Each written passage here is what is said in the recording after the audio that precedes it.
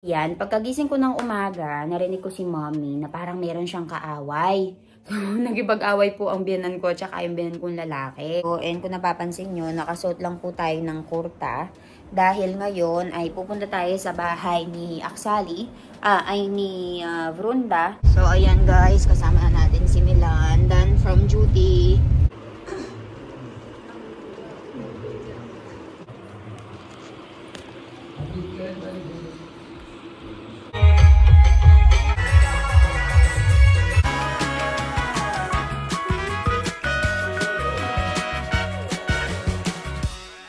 Guys, magandang umaga. So, nandito ako ngayon sa kwarto and may gusto lang akong i-share sa inyo. So, pinaliguan ko na si Baby Ivan, pinakain ko na siya. And ako ngayon ay maliligo na. Pero bago ko pa makalimutan at bago pa ako mabisi, meron lang akong ikukwento. So, ganito kasi yan. Pagkagising ko ng umaga, narinig ko si mommy na parang meron siyang kaaway. So, nagipag-away po ang biyanan ko at saka yung biyanan kong lalaki. Kasi grabe talaga yung discrimination dito sa India, guys. Especially sa mga caste system. So, dumi pa ng damit ko. Ang nangyari kasi, guys, ngayon ay medyo na late nga kaming natulog. Medyo na late nga kaming nagising. Kasi napasarap nga yung tulog namin. Gawa ng sobrang pagod kami noong mga nakaraang araw. Nagbabawi kami ng tulog. Late means 7:45, 8 o'clock. Yun yung late namin. So, nung nakaraang araw kasi, diba, dahil nasa kasalan kami nagpa-makeup kami ng maaga, walang tao dito sa bahay, si Milan lang. So, dahil si Milan lang yung tao dito sa bahay, ang nangyari ay nakatulog siya hanggang 8:25, 8:30 to the point na hindi niya napagbuksan ng pintuan si Sonal Masi para maglinis. So, ang ginawa ni Sonal Masi ay nakidaan siya dito sa kabilang bahay. So, konektado kasi yung likuran ng, parang isang wall lang kasi yung pagitan namin. So, kapitbahay na. So, nakidaan siya para sa harapan, para makapaglinis siya side by side. So, ayun. Tapos ngayon na naman, nangyari na late nga nagising si mommy. Pero, binubuksan na niya yung pinto. Pero si Sonal Masi ay nakadaan na sa kabila. So, narinig ni mommy na araw-araw na lang kayong nakikidaan. Ganyan. Isang beses okay lang, pero yung araw-araw, hindi na maganda. So, yun yung sinabi sa akin ni mommy. So, ang sabi ni mommy, paano araw-araw? 2 beses lang naman na nakidaan si Sonal Masi sa inyo. And bawal bang makidaan sa inyo if ever? Sige, kung ayaw niya makidaan, ay kung ayaw niya may nakikidaan sa inyo, di sasabihan namin si Sonal Masi na wag na makidaan. Pero, binawalan ba namin kayo na araw-araw kayong dumadaan dito sa likuran ng bahay namin? Sabi ni mommy. So, ayun, nakipag-away talaga sila. Kasi guys, yung buong bakuran nila ay punong-puno ng halamanan to the point na wala nang daanan. So, kami naman, talaga kami ng separate na daanan na kahit kapag maulan ay may madadaanan kami. So, ayun, aga-aga, parang pinamalitan niya pa sa buong society, sa buong mga kapitbahay namin dito na ayun nga, so na ganun nangyari, nakidaan. So kaya naman ang sabi namin kay Sonal Masi, Sonal Masi, nakita mo naman kung gaano kapangit yung ugali ng mga kapitbahay natin. Kasi nga, diba, ibang kasi Sonal Masi, ayaw nilang nakikidaan. Sabi namin sa kanya, kung sakali man na hindi kami nagbukas ng pintuan, tapusin mo na lang muna yung mga gawain sa bahay, sa likuran. Tapos, kapag, ngayon lang naman yan na late na nagising si mami kasi nga, pagod na pagod. Kaya, next time, huwag ka na makikidaan or tawagan mo kami. So, ganun na lang. Pero, grabe talaga. So, ang ginawa namin, ngayon, away magkapit-bahay, babakuran namin kung saan sila dumadaan. Bahala silang maghanap kung saan sila dadaan. Yun yung sabi ni mami. So, talagang hindi naligo muna agad si mami. Inayos niya muna talaga yung sa likuran kung saan sila nakikisampay. Kung saan sila nakikidaan, talagang sinara ni mami. Yan, galit na galit siya. Kaya, ayun, natatawa na lang ako. Ako, guys, hindi naman ako masyadong nakikisawsaw sa mga ganyang usapin. Sobrang dami nating ginagawa to the point na wala na tayong energy na makipag-away. Kaya sabi ko kay mami, relax ka lang. Easy ka lang. Huwag kang ganyan yung ugali nila. Huwag mong gayahin yung ugali nila. Sabi ko sa niya, hindi, sasara ko. Galit na galit. So, ayan guys. Haba na ng kwentuhan natin. No, umpisa may kwentuhan tayong ganito. So, ngayon, magbibihis na ako maliligo. Kasi, susunduin natin si Vrunda. Kasi, di ba, kinasal na siya. So, after ng kasal, sinundo siya ulit ng mga kamag-anak niya. And after ng sundo ng kamag-anak, nasa bahay niya siya ngayon. So, pupunta na siya officially sa bahay ng asawa niya, which is si Jainik. So, tara, samahan niyo kami. Guys, so, ayan, naka-ready na tayo. And kung napapansin nyo, nakasuot lang po tayo ng kurta. Dahil ngayon ay pupunta tayo sa bahay ni Aksali, ni Vrunda. Kasi pipikapin na natin siya, guys. And dahil kinasal na nga sila ni Jainik, so part na siya ng family natin. So kami, sa part ng groom, kami na yung pipick up sa kanya para isettle na siya doon sa bahay. So meron silang tradition doon. So nung mismong araw ng kasal nila, guys, pumunta siya sa bahay ni na Jainik doon sa Maidanpor para nga i-welcome. So may mga flowers na nung pagpasok niya, ganyan. Tapos, nung kinabukasan nun, kinuha ulit siya ng family niya. Sumama siya sa family niya. And then, after nun, pipikapin ulit namin siya doon sa bahay niya. So, ito na yung final na pagpunta niya sa bahay niya. And parang ito yung nagsasabi na kinuha na namin siya mula sa family niya and part na siya ng family namin. So, parang ganun siya. So, ayun. Hinihintay ko lang ngayon si Milan kasi guys, meron siyang duty hanggang 1 o'clock. Tapos, ang next na duty na niya nun ay 3 o'clock. So, ang mangyayari ay parang itadrop ako doon sa may hospital. Magkikita kami doon sa may hospital, sabay kami pupunta doon sa may bahay ni Brunda. And then, may kaunting snacks doon, may kaunting kainan. So, I think, hindi na ako makakapag-video doon kasi baka mahiya akong mag-video. Kasi ibang tao nga. And then, ayun, pipikapin natin pauwi si Tipika Foy. Natutulog ngayon ang baby ko, hindi natin siya isasama. So, ayun ang anak ko, nakatulog na. Pinapasama nga siya sa akin, pero ang sabi ko, wag na kasi masisira yung tulog niya. And also, merong gorgora kasi mamaya. So, dito kasi sa may street namin, guys, meron silang tinatawag na Swaminarayan Gorgoro, kung saan ay magpaparada lahat ng mga tao dito. And then, kapag gabi na, may kainan sa buong barangay. So, magluluto sila. And then, magsasalo-salo. So, mamaya i-shoot ko din yung video na yon kung makarating kami na maaga mula doon sa pag-pick up kay Vrunda sa bahay niya. So, ayan, samahan nyo kami.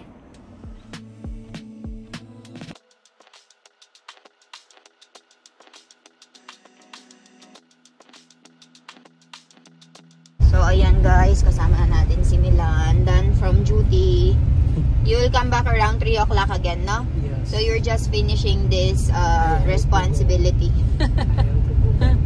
So, ayan guys, papunta na kami ng Damnan siya. Pipikapin na natin si Vrunda. So, ayan, balitaan ko kayo.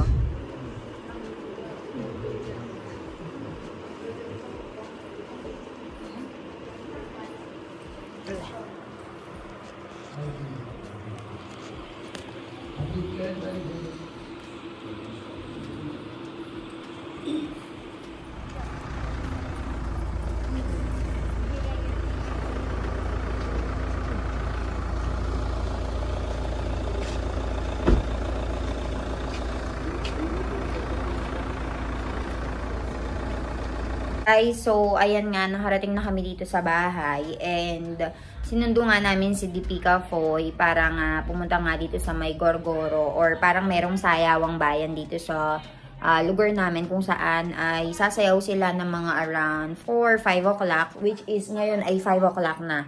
Kung nakapansin nyo, 5 o'clock na ngayon. So, nag-start na yung magpatugtog. So, hindi ko masyadong mapapakita. Hindi nyo masyadong appreciate kasi nga, aalisin ko yung music kasi may copyright nga. And, ayun, nagpunta kami doon sa may bahay ni Vrunda. Umiiyak siya kasi syempre, alam nyo naman, kapag aalis na sa mismong bahay, syempre maiyak ka talaga kasi kukuhanin na yung anak mo sa'yo. So, sinundo namin siya. I think mga nasa 10 or 15 na katao kaming nagsundo kay Vrunda. And nung papaalis na siya, grabe talaga yung iyakan, pati yung iyak ng mother niya. Kasi parang officially kinuha na namin yung anak niya sa kanya. So, ganun siya. Tapos, si Milan, around 3 o'clock, umalis din siya, papunta ng hospital. Kasi nga, ay meron pa rin siyang trabaho hanggang alas 5. So, papauwi na niyan siya ng bahay. And, ayun, doon tayo kakain doon sa may temple kasi bukod sa Sayawang Bayan, meron din silang kainan. Even tomorrow, doon kami kakain ng aming dinner. Kaya yung mga ladies kagabi dito guys ay nagbabalat na ng iba't ibang mga vegetables, yung matagal na balatan. So, nagtipon-tipon sila para magtulong-tulong sa pagbabalat. So, papakita ko sa inyo yung pagkain later. Magpapalit ako into kurta kasi syempre, maraming tao. Kaya nakakurta tayo and since ano siya, diba? Parang kainan siya dun sa may temple. Dapat formal tayo. Pero I will see kung papayagan ako ni Mommy na mag-jeans and if appropriate din ba yung jeans. So, tingnan natin. Makikita niyo naman later kung anong gagawin. And si Mommy si Ivan ay kasama ni Mommy. And ako dito ay nagtatrabaho lang, waiting lang doon sa Gorgoro and then kainan na. So, ayan. Balitaan ko kayo.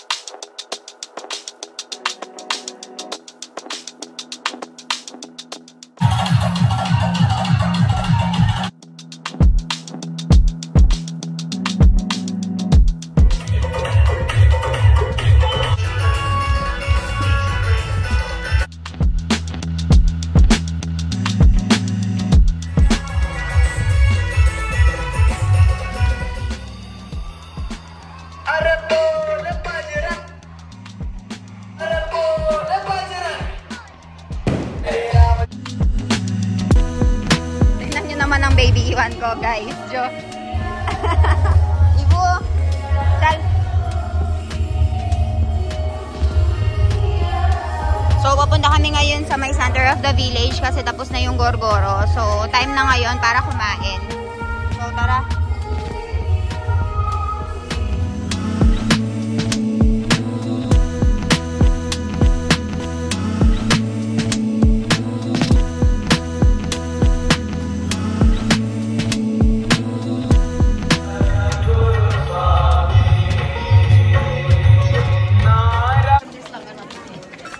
So, ayan guys, dito yung kainan.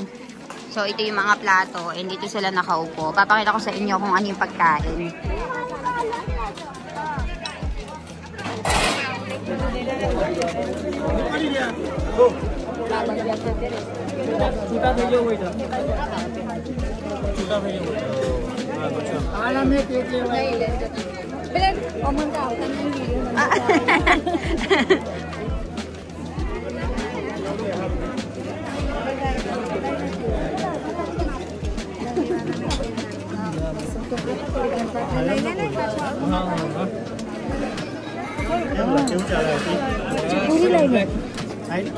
Computer science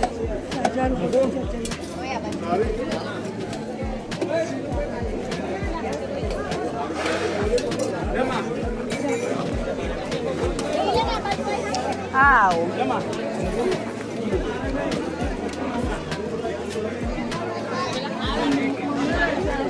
Talo, mami, kay. Kay? Saan?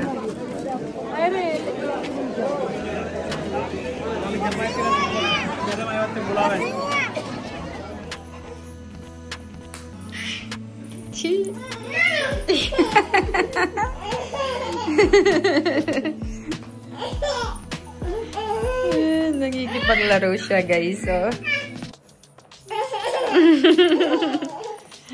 Meron siyang kalaro dito. Nakikipaglaro siya dito, oh. Jojo!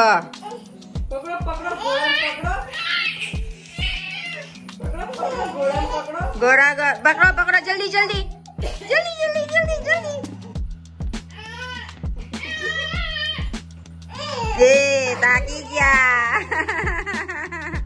Taki gya! Ivan! Taki gya! Hoot you!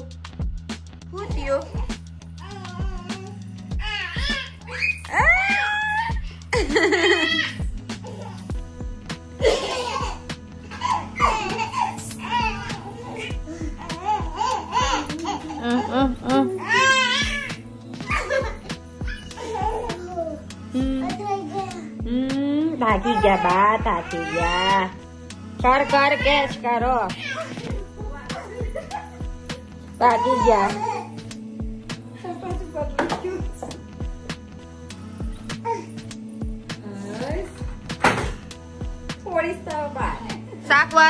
Sakwaro salo. Kuve chash tu.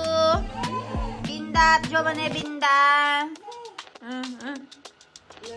Tignan nyo naman tong anak ko, guys. Inutulak niya ito. Chalo. Bindap, jomane. Kulit. Ang kulit.